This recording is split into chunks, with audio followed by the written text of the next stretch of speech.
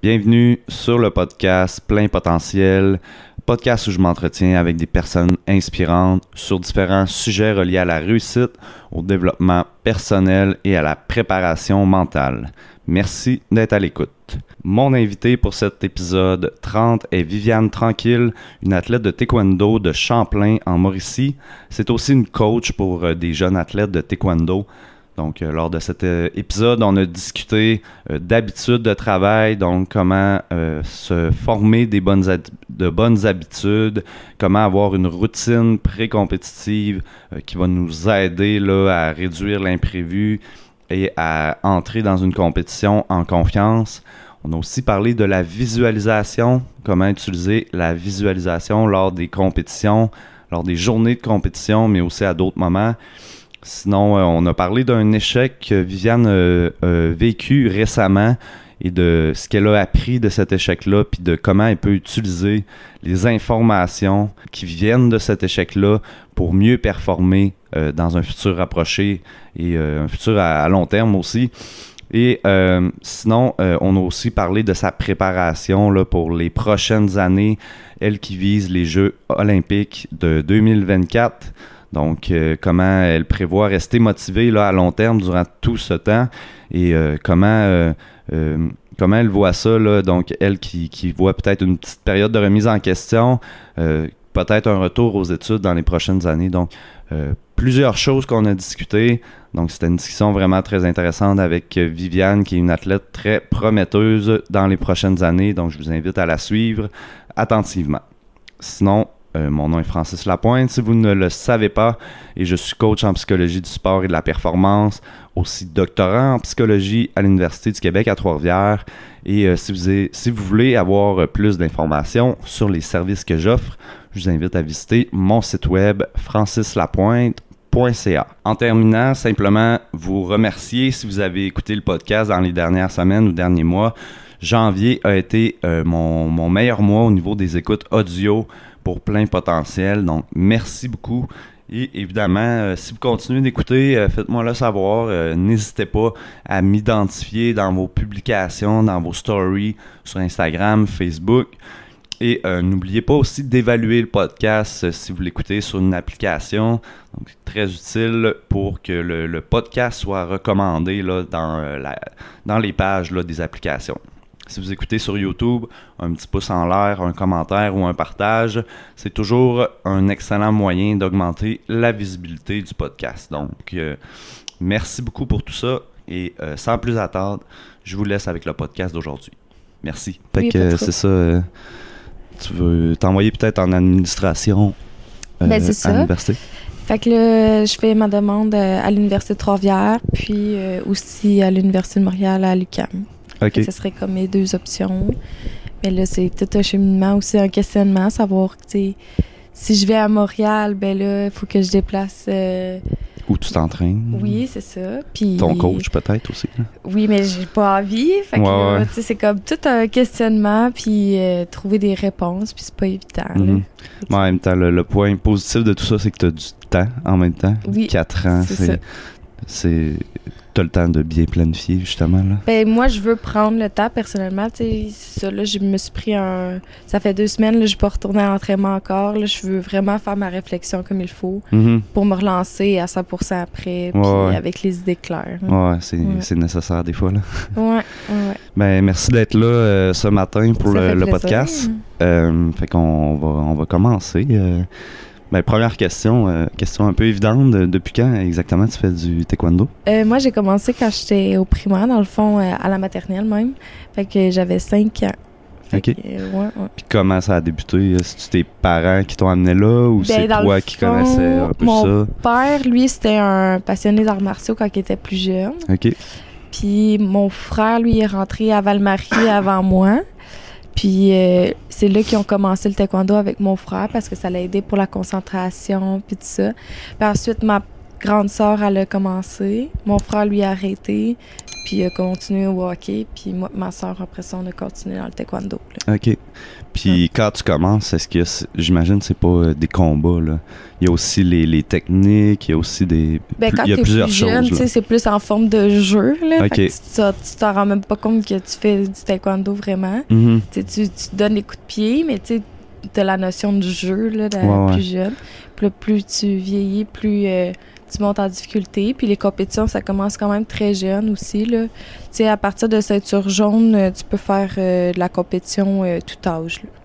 Ceinture jaune? Ouais. OK. Ça signifie quoi, ceinture jaune? Mettons, la ceinture blanche, c'est un débutant qui a jamais rien fait. Fait que là, tu commences avec ta blanche. Ensuite, on met des barrettes jaunes sur ta ceinture blanche. Fait que c'est 2 barrettes, puis ensuite, tu transfères à la ceinture jaune. OK. Puis là, tu peux commencer à faire des compétitions. OK. Ouais.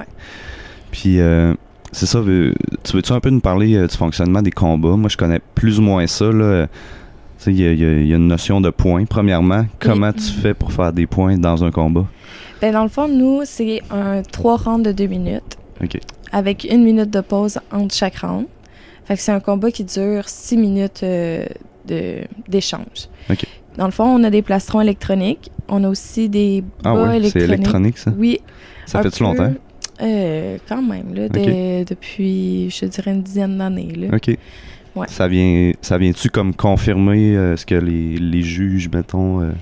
Dans le fond, c'était pour éviter le jugement arbitraire. Okay. Parce que dans un échange, ça va tellement vite que les juges en manquaient beaucoup. Okay. Le système électronique n'est pas parfait non plus. Ouais. Fait que là, est-ce qu'il y a encore des juges, étant donné qu'il y a ça? Oui, il y a des juges, mais qui donnent seulement des points pour les coups de poing. Vu qu'on n'a pas de sensors sur les poings, on a juste des sensors sur les pieds. Fait que quand c'est des coups de poing, c'est les juges qui les donnent.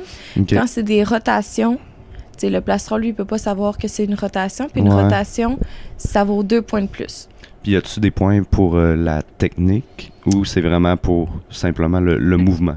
Dans le fond, c'est le toucher du plastron. OK. Comment ça fonctionne? Quand tu atteins l'autre. C'est ça. Fait qu'on a le plastron électronique, on a le casque électronique. Le plastron vaut 2 points avec un coup de pied. Le casque vaut 3 points avec un coup de pied. Quand tu fais une rotation au corps, la technique vaut 2 points de plus, donc ça vaut 4. Okay. À la tête, 2 points de plus, ça vaut 5. OK. Puis, si tu fais un coup de poing, ça vaut 1. Puis, chaque fois que tu fais que tu reçois un avertissement, ça donne un point à l'autre. OK. Puis, quand tu as 10 avertissements, par exemple, le combat se termine. Puis, s'il y a un écart de 20 points entre les deux combattants, le combat se termine. Puis, celui qui a la plus haute différence, c'est lui qui a gagné le combat. OK. Ça peut aussi se gagner par un knockout, un KO. Ah. Ouais. Ah ouais. OK. Je savais pas. OK. Ouais. Puis je sais qu'il y a aussi il y a des compétitions techniques, je pense, comme casser des choses, frapper à certaines hauteurs, des choses comme ça. Est-ce que tu en fais ça? Dans le fond, nous, mettons, les techniques de cassage de planche, c'est vraiment juste pour les évaluations. OK. Il y a de la compétition de Pumse qu'on appelle. Ça, c'est comme des formes, un peu des katas. Là. Mm-hmm. Dans le fond, c'est une autre partie du taekwondo. Il y a le volet combat, puis il y a le volet Pumse. Puis ce volet-là, y a-tu des compétitions aussi? Oui, il y a des compétitions nationales, internationales. Okay. Toi, t'es pas là-dedans? Non, moi, j'en fais pas du tout. Ouais, c'est ça. Quand j'ai commencé plus jeune, moi, je faisais du taekwondo ITF. Puis, il y a deux... il y a 2 fédérations. Ouais. Mais moi, là, j'ai transféré dans le World Taekwondo parce que c'est la discipline qui était offerte aux Jeux olympiques. OK. Fait que, c'était important pour nous de faire un sport qui était représenté aux Jeux olympiques pour potentiellement avoir un objectif. Ouais, c'est pas mal plus motivant. Ouais, exactement.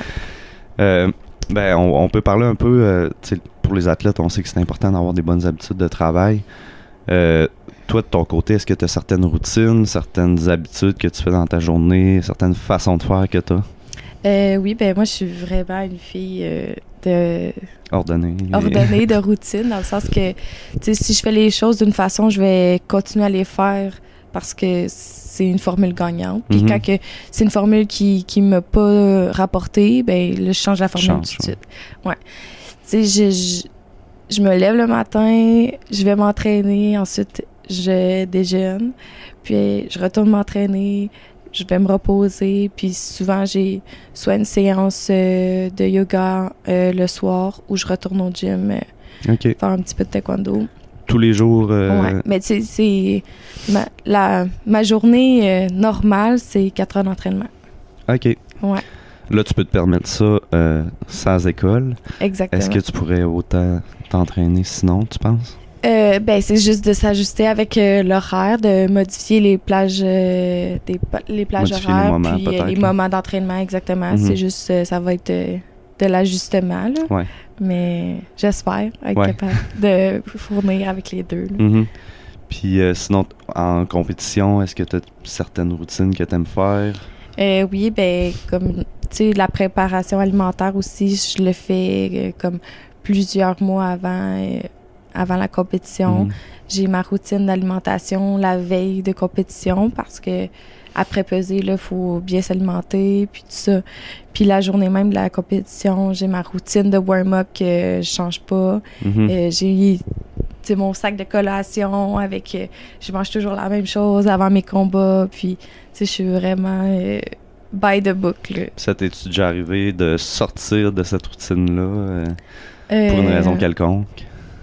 Non, mais tu sais, des fois, c'est sûr qu'il arrive des imprévus en compétition. Ton combat est appelé d'avance ou il est en retard. Fait que là, c'est juste de s'ajuster avec qu'est-ce que tu manges quand tu fais ton warm-up et tout ça. Mais on arrive toujours à se préparer adéquatement. Ouais. OK. Puis, pourquoi tu as ces routines-là, selon toi? Est-ce que tu vois des effets positifs par rapport à ça? C'est sûr que oui. Là. Moi, personnellement, sinon, je le ferais pas. Mais c'est... Ta routine, tu l'as bâtie avec les années. Tu essaies des choses au fur et à mesure, puis tu te rends compte qu'il y a des trucs qui fonctionnent, il y a des trucs qui fonctionnent pas. T'sais, des fois, tu as mangé quelque chose, puis tu t'es pas bien senti dans ton combat. Fait que là, tu t'évites de le manger. Puis après ça, tu peaufines ta routine au fil de ta carrière. Ouais. Puis là, je pense que je suis rendue avec ma routine qui fonctionne, puis je sais que ça fonctionne, fait que je ne vais pas la modifier. Ouais. T'as-tu essayé des choses, t'as-tu des exemples de choses qui fonctionnaient pas? Ou... Ben, tu sais, j'avais l'habitude au début de ma carrière, j'étais vraiment anxieuse, puis j'étais stressée avant mes combats, fait que je mangeais pas dans une journée de compétition du tout. OK. Fait que, tu sais, tu le sens, là, à la fin d'une journée, là, quand t'as pas mangé de la journée, t'as moins d'énergie. Fait que, tu sais, avec le travail d'une nutritionniste, on a amené des petites choses pour pas que je me sente trop lourde pendant mes combats puis tout ça. Fait que tout ce que je mange, c'est vraiment léger parce que j'ai pas envie de sentir la lourdeur dans un combat puis tout ça. Fait qu'on mange des petites collations, mais régulièrement. Fait que, ça l'a amené de la nutrition aussi dans ma journée de compétition que j'avais pas nécessairement avant. Puis, niveau hydratation aussi, j'avais l'habitude de pas boire dans une journée. Mais là, à la fin d'une journée, quand je n'avais pas bu, ben j'avais des crampes dans les jambes. Puis, j'avais les jambes très lourdes. Fait que là, on a recommencé à m'éduquer un petit peu sur l'alimentation d'une journée de compétition.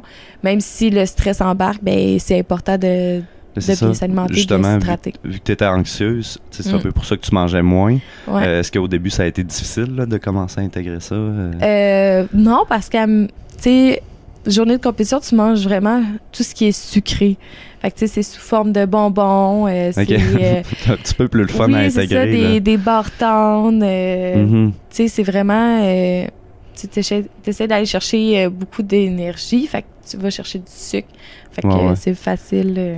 Puis comme tu dis, là, la nutritionniste t'a éduqué là-dessus que ça allait pas nécessairement avoir un effet, j'imagine, négatif là, sur ou te donner des mots de cœur ou peu importe. Là. Ouais. Mais parfois, il faut juste faire confiance aux professionnels. C'est leur job, c'est leur champ d'expertise. Fait qu'il faut juste que tu leur fasses confiance.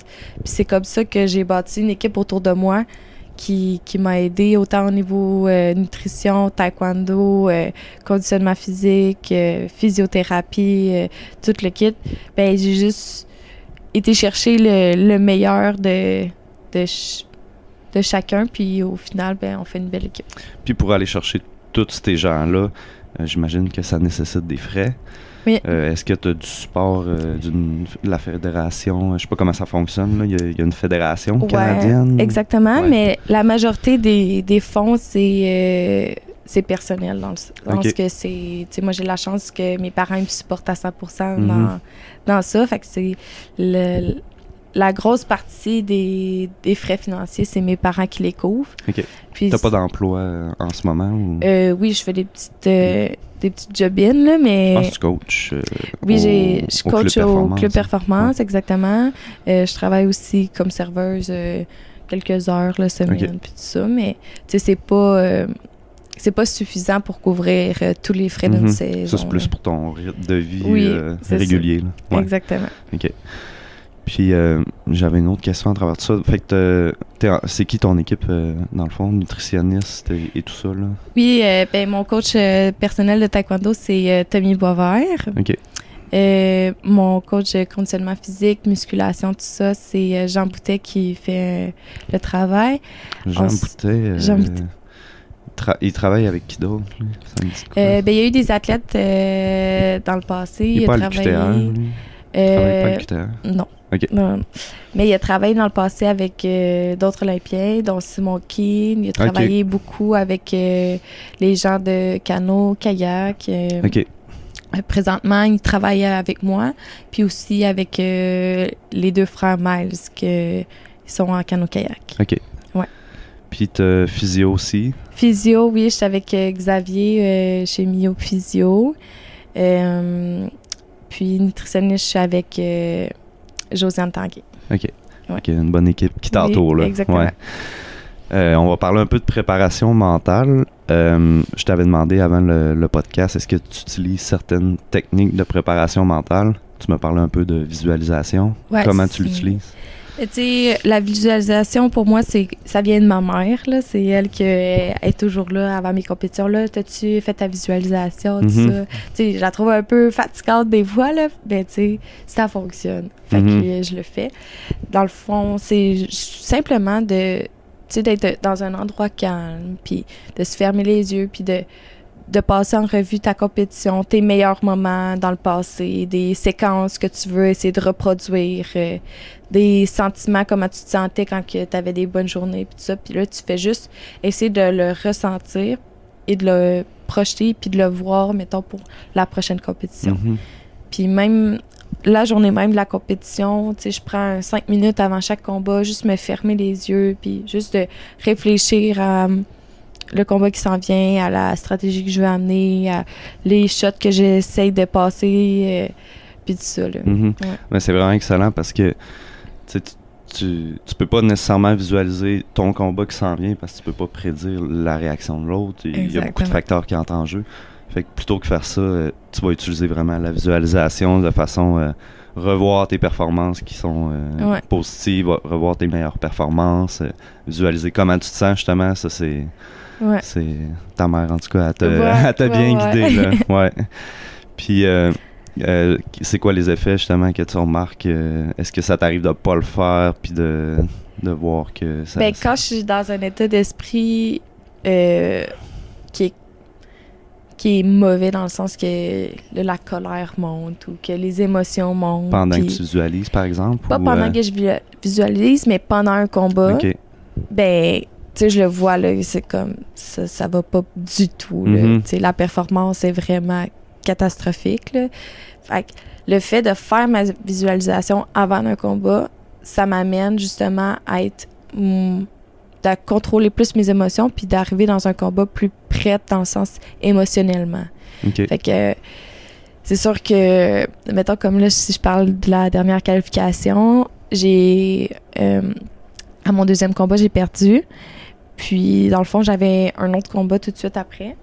Mais le fait d'avoir perdu le dernier combat, ça m'a tellement mis dans un état d'esprit vraiment hors de moi. Tu sais, j'étais encore furieuse, j'étais encore en colère, j'étais encore déçue, j'avais encore de la peine. Puis là, j'étais rentrée dans l'autre combat, au troisième combat. Ben, toutes ces émotions-là, ils étaient encore en dedans de moi. Là, puis le résultat de l'autre match était vraiment c'est vraiment à ça que tu attribues ta défaite, là. Ouais, ben parce que quand tu es en colère, tu vois plus clair, là, tu vois plus ce que tu as à faire, tu fais juste faire qu'est-ce que tu as envie, puis tu fais juste sortir ta colère, mais au fond, là, c'est pas bien, là. C'est pas ça que tu dois faire pour essayer de gagner. Tu dois jouer avec l'adversaire, puis celui qui s'amuse le plus, au final, ben c'est lui qui risque de gagner. Puis là, moi, je m'amusais pas du tout, là. J'étais juste... Fait que pour toi, les émotions qui t'aident, c'est quoi, là? Tu parles un peu de t'amuser. Ouais. Y en a-tu d'autres que tu sais que de te sentir de même, ça va t'aider, là? Ben surtout d'être calme, d'être très concentré. Les matchs que je performe le mieux, c'est les matchs où est-ce que j'ai l'impression d'être juste dans ma bulle avec mon coach. Puis, tu sais, dans les estrades, j'entends plus les sons, les encouragements, je les entends plus. Tu sais, je suis vraiment comme... C'est quasiment, tu vois ça au ralenti, là, le combat, puis t'entends juste la voix de ton coach qui te donne les directives, puis ça, c'est ma meilleure performance ça, quand que je suis vraiment concentrée. Exactement. Ouais. Mais comme ça n'arrive pas souvent, puis on essaye toujours d'aller chercher cet effet-là, tu sais. C'est 10 à 20% du temps chez les athlètes. Exactement. Mais pour arriver comme ça, il faut que tu arrives dans un état d'esprit idéal. Il faut que tu sois calme, il faut que tu sois confiant, il faut que tu sois concentré, c'est le mot, là. C'est vraiment être concentré, puis de savoir que tu vas gagner, puis de faire confiance que ce que tu vas faire va fonctionner. Tu sais, des fois, t'es à la recherche d'une shot, puis là, t'es stressé qu'elle fonctionne pas, puis tu fais pas tant confiance à ta vitesse. Là, tu l'essayes, mais tu l'essayes à moitié, fait qu'au final, ça fonctionne pas. Mais quand tu dis, comme quand t'es dans la zone, tu fais juste faire, puis tout fonctionne, mais tu comprends pas pourquoi. Mais tout est facile, dans le fond. Oui, exactement. Quand t'es dans cette zone-là. Là. Ouais. Puis, c'est ça, souvent dans les compétitions, t'as plusieurs combats.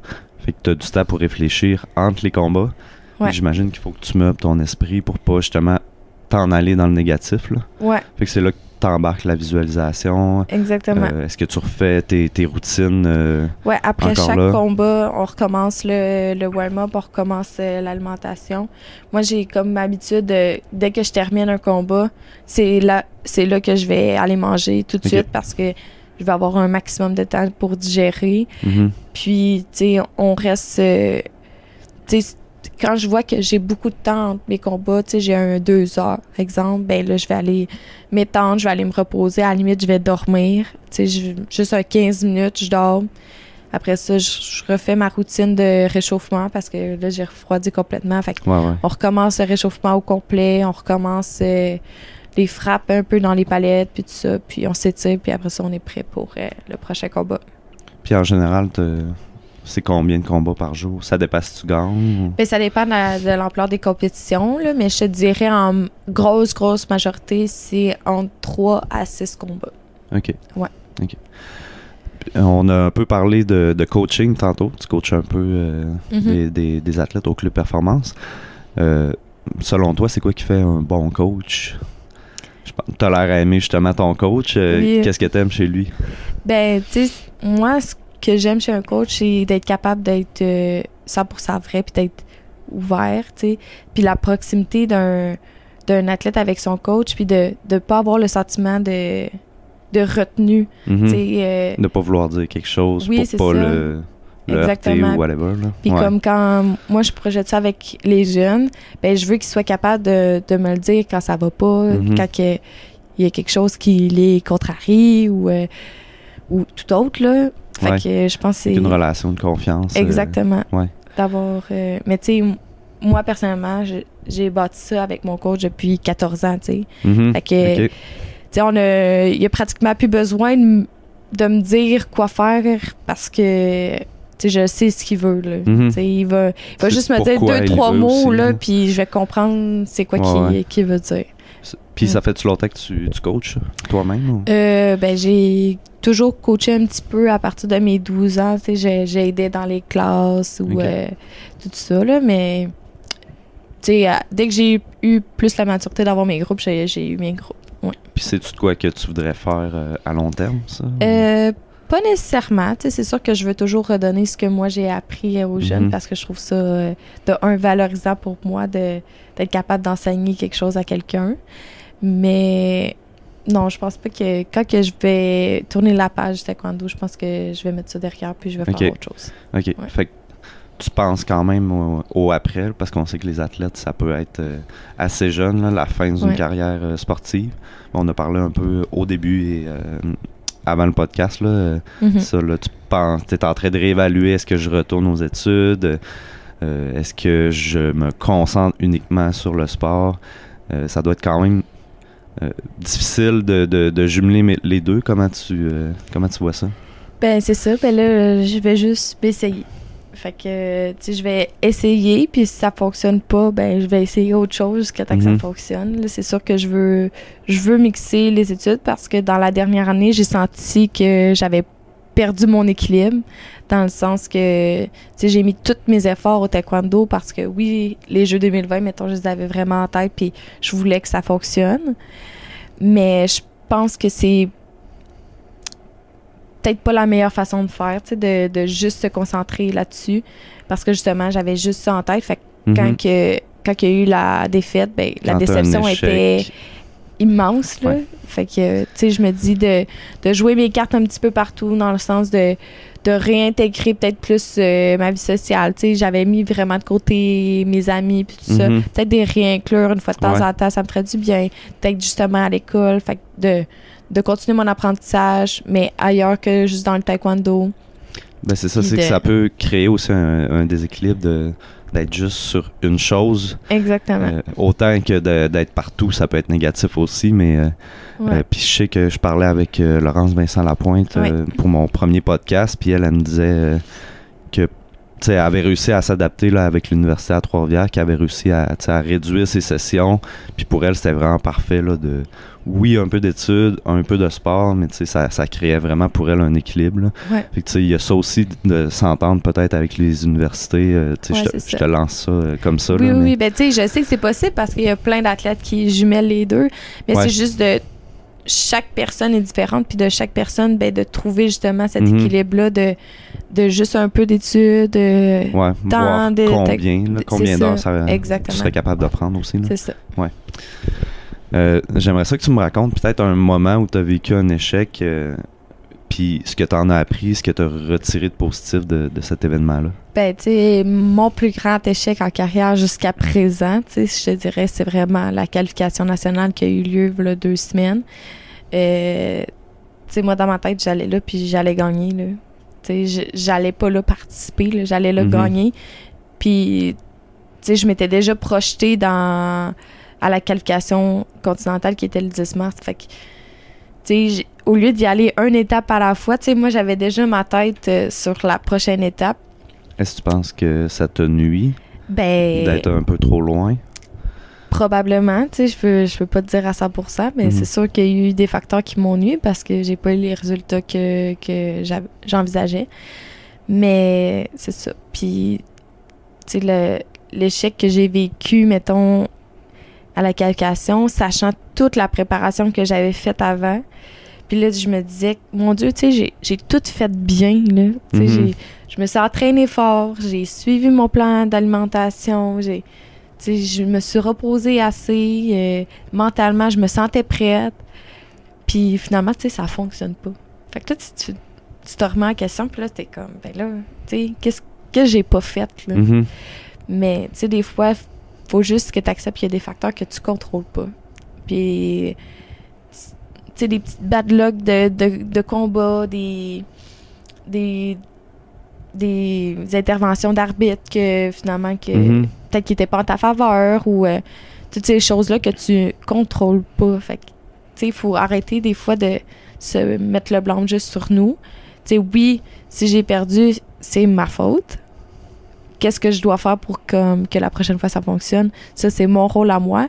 Mais comme le facteur de qu'est-ce qui s'est passé dans l'environnement de compétition, comme mon adversaire, si c'était vraiment sa journée, puis elle a performé cette journée-là, ben tu sais, moi, je le contrôle pas. Tu sais, tant mieux pour elle si c'était sa journée, si c'était pas la mienne. Si donné ta meilleure performance, mais que t'as perdu quand même, c'est rendu là, effectivement, c'est pas de quoi que tu contrôles. Là. Fait que, tu sais, des fois, de se laisser aller puis d'arrêter de se blâmer pour tout. Tu sais, de prendre le blâme pour qu'est-ce qui t'appartient, mais de laisser aller le blâme qui t'appartient pas. Ouais. Puis c'est un peu ça qui s'est passé dans le fond au niveau de ton deuxième combat. Il y a eu des trucs que tu contrôlais pas. Est-ce qu'il y a eu des décisions d'arbitre qui t'ont frustré ou?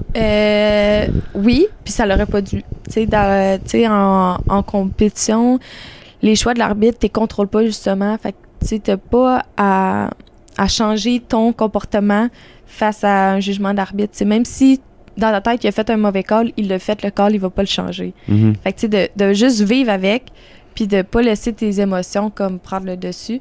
Puis, ben, ça a avéré que c'était une meilleure journée qu'elle. Tu sais, les deux, c'était un combat vraiment, vraiment intense. Les deux dans les estrades, il y avait beaucoup de notre entourage qui était là. Fait que, tu sais, c'était bouillant dans les estrades. Mm-hmm. Puis les deux, on est deux athlètes qui voulaient vraiment cet événement-là. Autant parce que elle, c'était sa fin de carrière. OK. Que moi, c'était, tu sais, mon début de carrière, tu sais, ma première shot.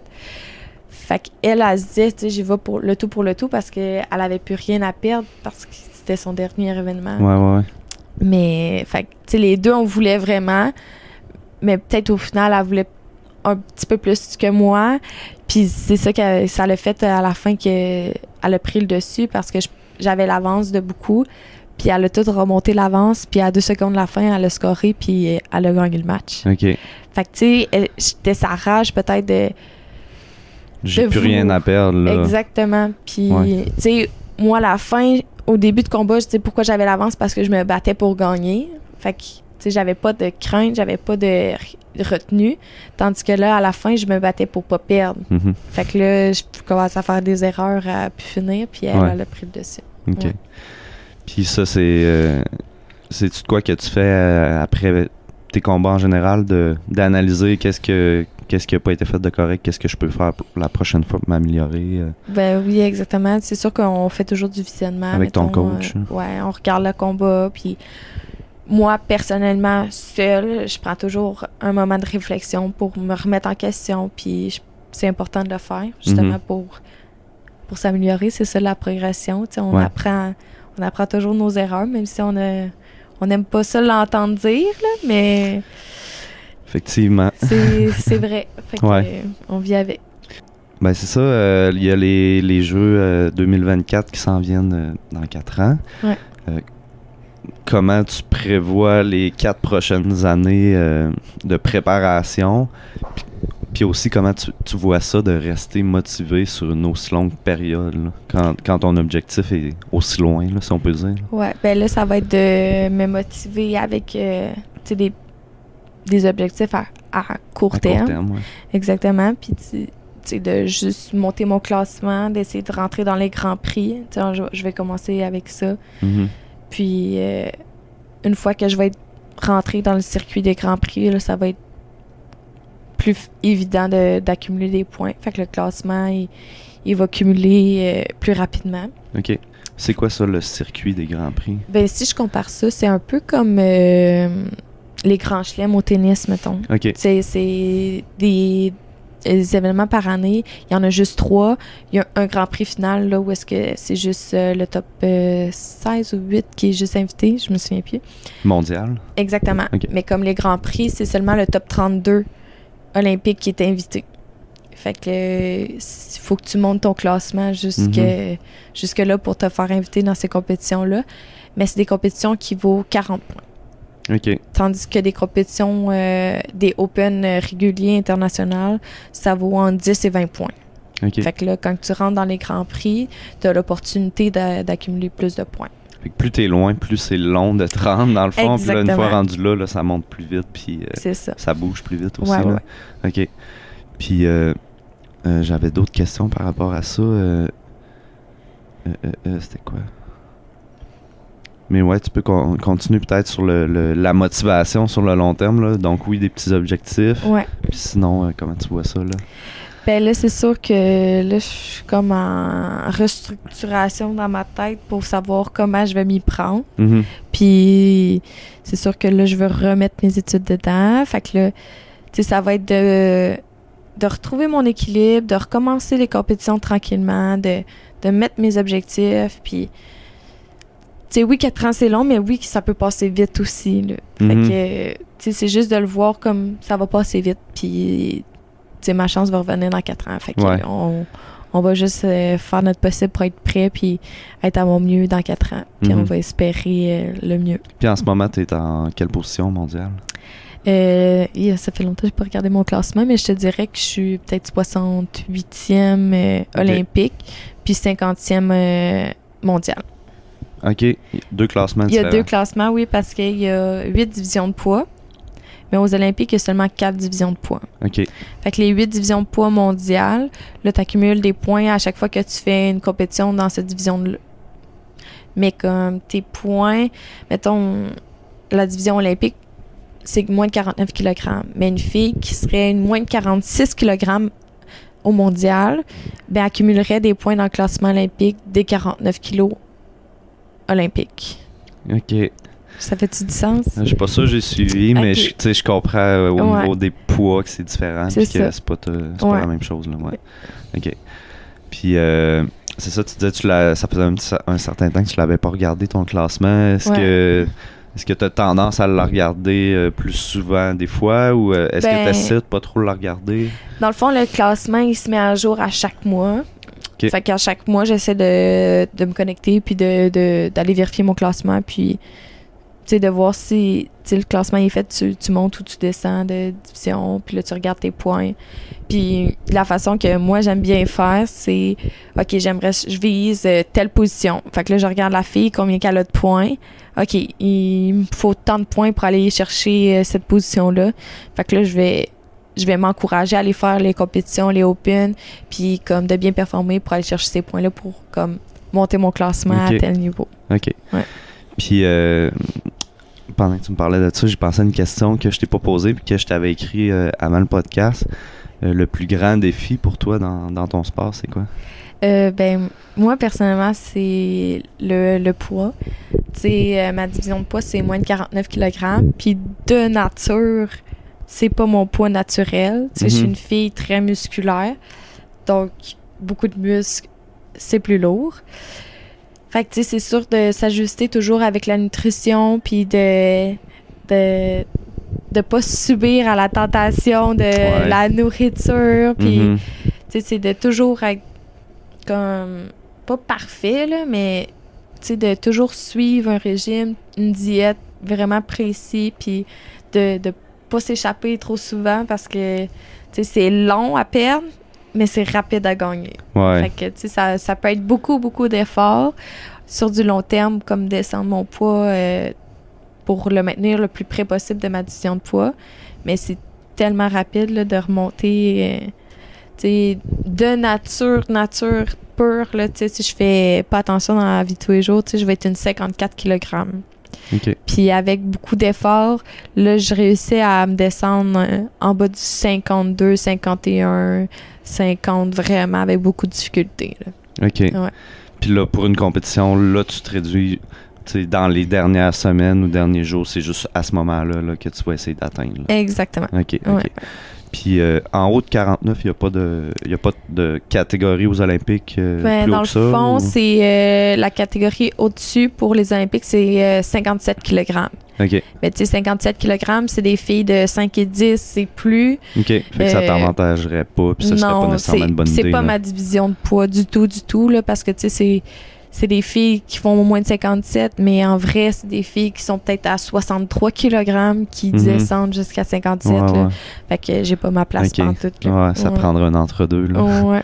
Mais tu sais, à l'international, au mondial, il y a le moins de 53 kg.